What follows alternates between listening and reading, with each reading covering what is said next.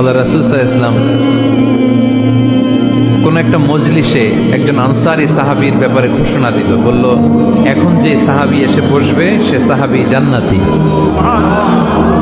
আনসারী সাহাবী এসে বসলো, সবাই তো অবাক, আমাদের কারো ব্যাপারে বিশ্বনবী এই কথা বলল না, এই আনসারী সাহাবী জান্নাতি। আবার কয়েকদিন পরে আরেকটা মজলিসে বিশ্বনবী আবার ঘোষণা দিলেন, এই মুহূর্তে এমন একজন সাহাবী এসে এইখানে বসবে, এই সাহাবীটা জান্নাতি। সবাই খেয়াল করে দেখলো, আগের মজলিসে যেই লোকটাকে বিশ্বনবী জান্নাতি বলে ঘোষণা দিয়েছে, আজকেও ওই সাহাবী এসে ওই জায়গায় বসেছে।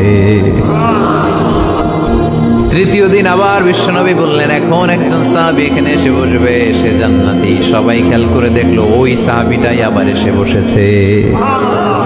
সবাই অবাক, কি আজীব, কি আছে এই সাহাবীর মধ্যে, যে সাহাবীর ব্যাপারে খুব বিশ্বনবী তিনবার ঘোষণা দিলেন যে সে জান্নাতি। সবচেয়ে বেশি অবাক হয়েছিলেন সাইয়েদনা আব্দুল্লাহ ইবনে আমর ইবনে আস। মনে মনে ভাবলেন, এটা তো চারটেখানে কোনো কথা না, বিশ্বনবীর অ্যানাউন্সমেন্ট। দুনিয়ার বুকে বিশ্বনবী তিনবার এই আনসারী সাহাবীকে জান্নাতি বলে ঘোষণা দিয়েছে, নিশ্চয়ই এই সাহাবীর এমন বিশেষ কোন আমল আছে, এমন বিশেষত্ব আছে যেটা আমাদের মধ্যে নাই। যেমন করেই হোক এই সাহাবীর ভেতরের সব খবর আমার জানতে হবে। সাইয়েদনা আব্দুল্লাহ ইবনে আমর ইবনে আস একবার পরিকল্পনা করে ওই সাহাবীর বাড়িতে চলে গেলেন, যে বললেন, ভাই আমার আব্বার সাথে কয়েকদিন ধরে ঝগড়া, আমার ঘরে থাকতে মন চাচ্ছে না, তোমার বাসায় মেহমান হয়ে এসেছি, যদি তুমি অনুমতি দাও তোমার বাড়িতে 3 দিন মেহমান হয়ে আমি থাকতে চাই। কয়দিন? শুনতেছেন? বুঝতেছেন? কষ্ট হচ্ছে না তো? ওই আনসারী সাহাবী বলে, আহলান ওয়া সাহলান, খুশ আমদেদ, এ আমার সৌভাগ্য, আমার মেহমান হয়ে আপনি থাকবেন, আসেন আমার ঘরে থাকেন, এই ঘরে আমি থাকি, আর এই ঘরটা মেহমান হিসেবে আপনারে দিয়ে দিলাম, থাকেন।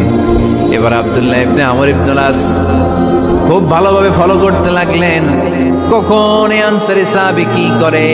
1 দিন 2 দিন 3 দিন পর্যন্ত ফলো করার পরে সাইয়েদনা আব্দুল্লাহ ইবনে আমর ইবনে আস এমন কোন বিশেষ আমল এই সাহাবীর মধ্যে খুঁজে পায় নাই। 3 দিন গভীরভাবে পর্যবেক্ষণ, অবজারভেশনের পরে বিশেষ কোনো আমল ওনার চোখে পড়ে যায়। এবার 3 দিন পরে তো চলে যাবার পালা, ঠিক কিনা? এবার তিনি সোজা সাপটা আনসারী সাহাবীর কাছে যে ভিতরের কথা খুলে বলে ফেললেন, বললেন, ও ভাই, আসলে আমার বাবার সাথে এমন বড় কোনো ঝগড়া আমার হয় নাই, যে কারণে বাড়ি থেকে বের হয়ে তোমার মেহমান আমার হওয়া লাগবে, আমি বিশেষ এক উদ্দেশ্যে এসেছি। কি উদ্দেশ্য? আব্দুল্লাহ ইবনে আমর ইবনে আস এবার বলতে আরম্ভ করলেন, আমরা খেয়াল করেছি 3টা মজলিসে বিষ্ণু ইসলাম তোমাকে জান্নাতি বলে ঘোষণা করেছে, তাই আমি জানার জন্য এসেছি তুমি এমন কি আমল করো যে কারণে বিশ্বনবী ঘোষণা দিলেন যে তুমি জান্নাতি। কি এমন বিশেষ আমল আছে তোমার, আমার একটু বলো, আমি ওই আমল করে জান্নাতি হতে চাই। আল্লাহু আকবার। এবার আনসারী সাহাবী মুখ খুললেন, উনি বললেন, ও ভাই আব্দুল্লাহ ইবনে আমর ইবনে আস, এমন কোন বিশেষ আমল আমার নাই, হালাল পন্থায় রুজি করি, ব্যবসা করি, নামাজের সময় নামাজ পড়ি, রাতে এসে ঘুমিয়ে যাই, ফজরের আগ দিয়ে উঠে তাহাজ্জুদ করি, সময় মতো জিকির আজকার করি, কোরআন তেলাওয়াত করি, কিছু দান সদকা করি, সবাই যা করে আমিও তাই করি, স্পেশাল কোনো আমল আমার জীবনে নাই। তবে আব্দুল্লাহ ইবনে আমর ইবনে আস, শুনে রাখো, একটা কাজ আমি প্রতি রাতে করি, হয়তো বা এই কারণেও বিশ্বনবী আমার ব্যাপারে এমন ঘোষণা দিতে পারে। আব্দুল্লাহ বললেন, ও আনসারী সাহাবী, কি কাজ তুমি করো? এবার আনসারী সাহাবী বলতে লাগলেন, প্রতি রাতে যখন আমি আমার বিছানায় ঘুমোতে যাই, আমি কারো ব্যাপারে কোনো রাগ, কোনো হিংসা, কোনো ক্ষোভ অন্তর নিয়ে ঘুমাতে যাই না। ওই দিন যার সাথে যা হয়েছে সবাই রে মাফ করে দিয়ে মিটমাট করে একটা প্রশান্ত অন্তর নিয়ে আমি বিছানায় ঘুমাতে যাই। ওই দিনে কেউ আমার গালি দিছে, কেউ আমার বকা দিছে, কেউ আমার বিরুদ্ধে মিছিল করছে, উল্টা পাল্টা যে যাই করুক না কেন, আমি কিচ্ছু মনে রাখি না।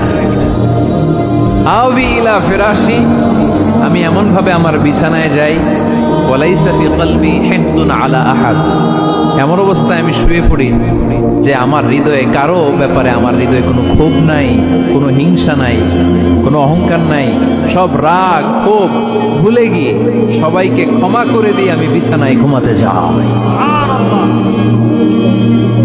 এজন্যই বিশ্বনবী এই সাহাবীকে তিনটা মজলিসের ভরা মজলিসের মধ্যে জান্নাতি বলে ঘোষণা করেছে। এই হাদিস থেকে শিক্ষা হলো, আমরাও যদি প্রতি রাতে বিছানায় ঘুমোতে যাওয়ার আগে সবাইরে মাফ করে দিয়ে মনের যত ক্ষোভ জ্বালা যন্ত্রণা আছে সব ভুলে যে বিছানায় ঘুমাতে পারি, এই সাহাবীর মতো আমাদেরকেও জান্নাতি হিসেবে কবুল করবে কে?